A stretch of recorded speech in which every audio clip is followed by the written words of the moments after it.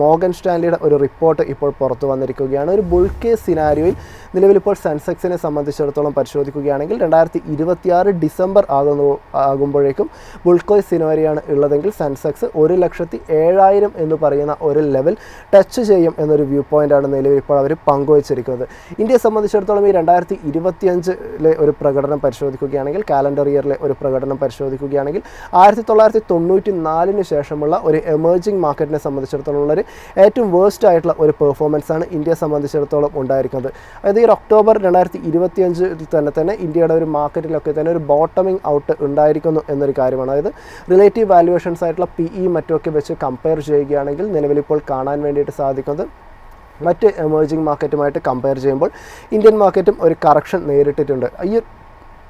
ഈ ഒരു കറക്ഷന് ശേഷം പരിശോധിക്കുകയാണെങ്കിൽ വളരെ ഫെയർലി വാല്യൂഡ് ആയിട്ട് തന്നെയാണ് നിലവിലിപ്പോൾ ഇന്ത്യൻ മാർക്കറ്റ് നിലനിൽക്കുന്നത് എന്നൊക്കെയുള്ളത് വളരെ പോസിറ്റീവായിട്ടുള്ള ഒരു സാധ്യതയാണ്.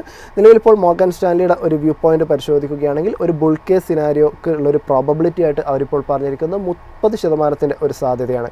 ഇങ്ങനെ നടക്കുകയാണെങ്കിലാണ് ഈ ഒരു 1,70,000 എന്ന് പറയുന്ന ഒരു ലെവലിലെത്തുക. അതായത് ഏകദേശം ഒരു 26% ഒരു അപ്സൈഡ് പൊട്ടൻഷ്യൽ കാഴ്ചവെക്കാൻ വേണ്ടിയിട്ട് സെൻസെക്സിന് സാധിക്കും.